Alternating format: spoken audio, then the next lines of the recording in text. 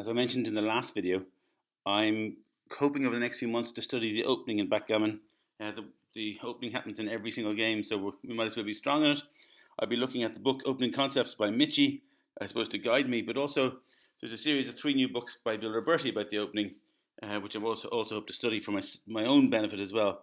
But before we get into the books, as beginners, it's important just to know that there are correct opening moves to play, and there'll be times that you want to play the right move. So um, we'll be looking in the next 2 videos. I'm going to do 2 videos that you can look at simultaneously, looking at the opening moves, because the first move is actually quite straightforward. And the good news is, it might seem as a beginner that you don't know what you're going to encounter, but actually there's only 15 possible rolls you can roll with the dice that will lead you to opening. So if you will find you don't need to go into any great trouble memorizing these, because you're going to find as you play more and more, they'll just kind of come naturally anyway. But I'm going to make 2 videos about the 15 possible opening rolls. This first one, I'm going to look at them by type, because there's different types of opening rolls, and I think that's a good way just to understand what we're doing. But other people like to learn the opening rolls by, well, what if I roll a 6-5 or a 6-4 or 6-3, and kind of work down through all the numbers. So I'll do a second video kind of where we do it by number, but just looking at the different types of opening rolls first. The first category of rolls are called the naturals in backgammon. They're the ones basically that are nice and straightforward for us to work with, kind of obvious things to do, straightforward patterns that are going to be the same no matter what the match score is, anything like that. So I suppose the best roll you can roll is a 3-1. As usual with all these videos, we're white. We're playing into the bottom right-hand corner as our home board. And a 3-1, we're going to play 1 down from the 8 with 1 checker down with the 8 with the 3, and 1 from our 6, and we make our 5 point our golden point, which is a good thing to do. If we were to roll a 4-2, we can't make our golden point, but we can make our silver point in a very similar fashion. And likewise with a 5-3, the best thing to do at the start is just to bring in from the 5 and 1 down from the 3.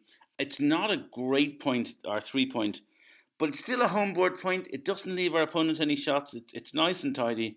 It's a steady start, and it's the obvious thing to do. 6-1, I think most people in our beginners club have this at this stage, that the 6 are going to bring it down. If you remember the last video, I talked about coming down from the 13 point and dropping another checker on top of it to make it. It's not as good as an opening as I used to think it was. It's very inflexible and rigid, but it's still the obvious thing to do with a 6-1, and you've still made a good start. And finally, a 6-5. You may have heard by now that expression, "lover's leap." With the 6-5, we've rolled. 6-5 is the biggest possible opening roll, so we're 11 points ahead in the race. So we race. So we just take one of our back checkers and just run it from the back onto the extra checker. I don't know if you can see that there on the 13 point now. We've just run from the back. Called lover's leap. I don't know why. I don't really care. The big thing is we're just running, and they are the natural rolls. And then we can look at, there are 3 other rolls with 6s. We've done a 6-1 and a 6-5, but you could also get a 6-2, 6-3, and 6-4. Obviously, there's no 6-6 because you don't roll doubles. We roll doubles at the start. Well, we keep rolling with our opponent until we get one person in the lead. So 6-6 doesn't apply. But with 6-2, 6-3, and 6-4, the good news is there's quite a nice straightforward pattern here. Let's start with the 6-2. You could run from the back. Our 2 back checkers on the top right. We could run a 6 and 2. It's sometimes right to do that if you're trying to escape, but it's limited in doing. That's a limited move because you're putting all your eggs in one basket. And if you get hit, well, you're straight back at the start. Likewise, in the olden days, they used to say 6-2. It was very common to play down from the 13 point on the top left. Play it down and then keep it going and try and slot our 5 points. So we put a checker there on our 5 point. We hope that if we're not hit, we can make it in the next go. But again, that's a little bit unnecessarily risky. And with all the 6s, there's a nice little pattern with the 6s, with 6-2, 6-3, 6-4, which you'll find easy to remember. The easiest thing is to come out with the 6. So we try and get our back checker escaping with the 6, and then drop a checker down with the 2. So we come down from the 13 point with the 2. What we've done there is we've done good things on both sides of the board, so we're starting to escape and we're starting to block our opponent in. You might say, well, look, that checker up the top in the middle there is vulnerable. And yes, our opponent could roll a 6 and they'd hit it, but we'd have a load of shots back to hit them back. So we'd have a huge opportunity if our opponent were to hit us, that we'd come straight back at them and send them right back to the start. So that's the pattern with all the 6s. Out with the 6 and down with the other number. So if we get to 6-3, as I said, rather than running the whole way like that, which again, sometimes you might do if it's the last game and you're just trying to win it, but you're better off not going quite so far. You go back just with the 3 to where you were. So 6 comes out like that and drop a 3 down from the midpoint. And again, we're just doing good things both sides of the boards. And that's the correct move with the 6-3. Out with the 6 and down with the 3. Just as with the 6-2, we're out with the 6 and down with the 2. With 6-4, it's slightly more opportunity to do different things. 6-4 is a move that different people like, and different players with different styles. Really, I'd say it's not about your style, it's about your position in the match. So if you're not trying to win a gammon, or if you're ahead and you're just trying to win a game, the best thing to do is to run 6 from the back and then 4 more. Your opponent might hit you with the 2, but if you don't, you've got a nice big number. 6-4 is a big roll. You're likely to be ahead in the race after your opponent rolls, and so you're just going to go to run for it. And if you don't need gammons, that's the right thing to do.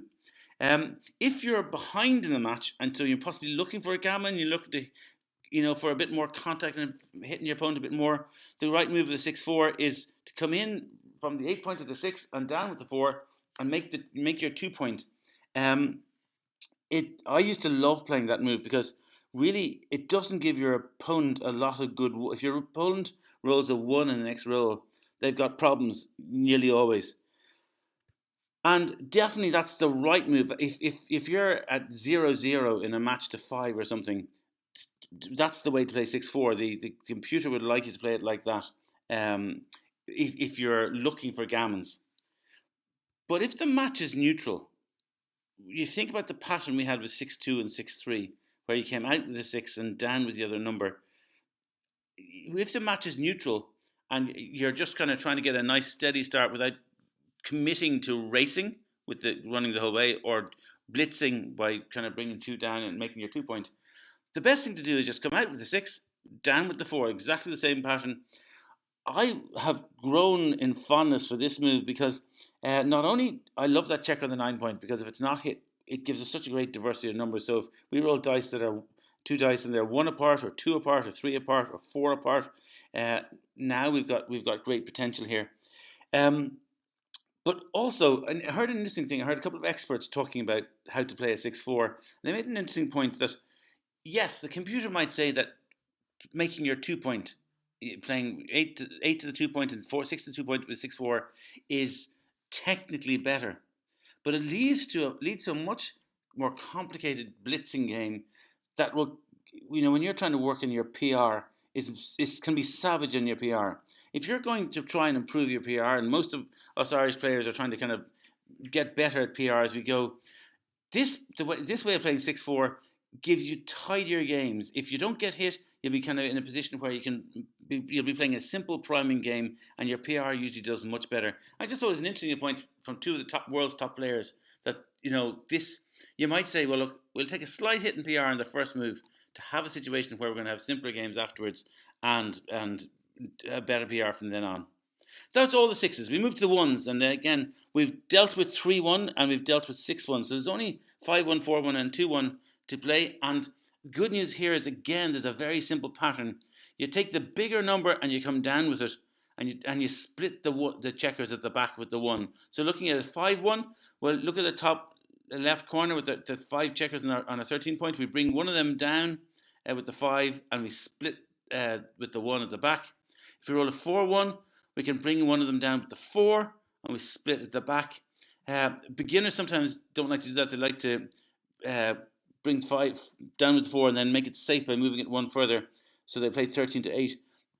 That's nearly a blunder, because if you're doing that, yes, it's safe, you're not going to get hit, but you haven't created anything, and later on you're going to be leaving chances. So you're far better off leaving the checker there on the 9 point and just splitting at the back. With 2-1, actually there's 2 ways you can play 2-1. Down with the big number and split at the back. Or if you're feeling adventurous, you can, rather than splitting at the back, you drop one from 6 to 5. And again, this is one that personally I found I've started doing this a lot more. They always said that if you feel you're stronger than your opponent, this leads to more complicated games. And if you're playing a weaker opponent, do this because your opponent won't know what to do. But I have another thing I just put in favor of playing the one this way.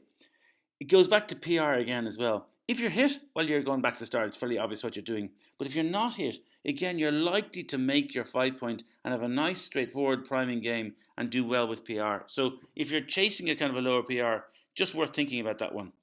But just as good in terms of the pattern. Play the big number down split is good. Finally, the middle numbers. There's only 4 different rolls that are left, and there's a nice little pattern with these two. You take one of the numbers, usually the bigger number.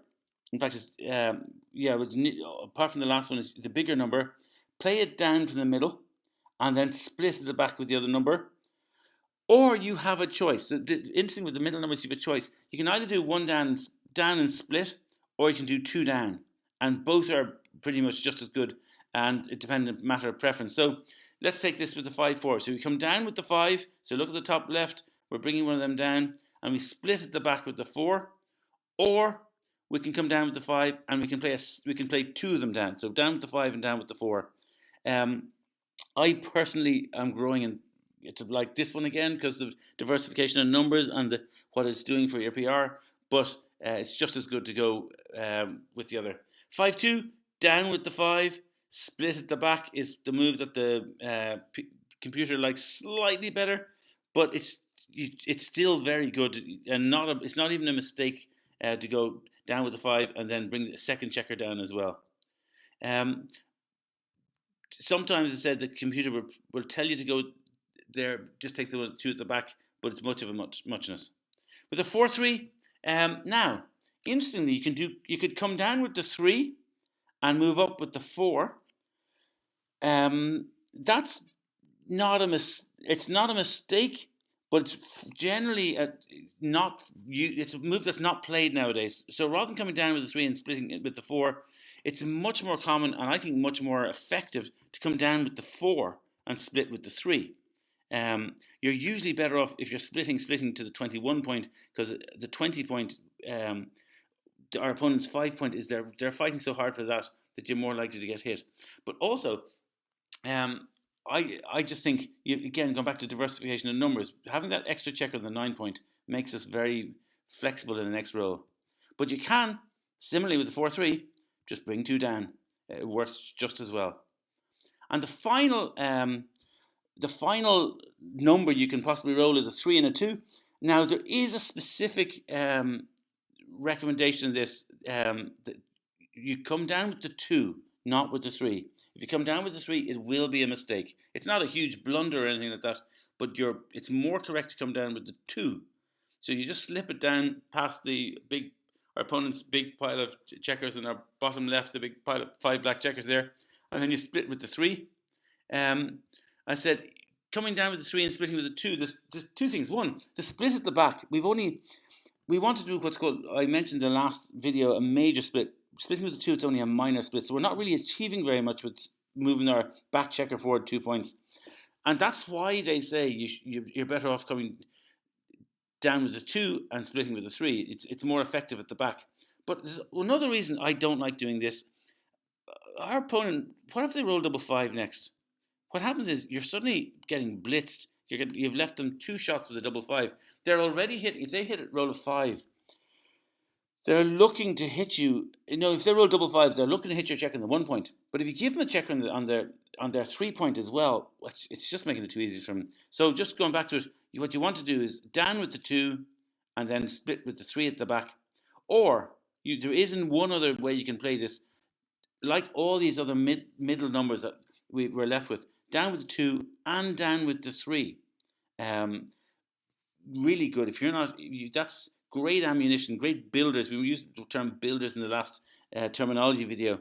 You have builders there. So if you're not hit, you're in a very strong position.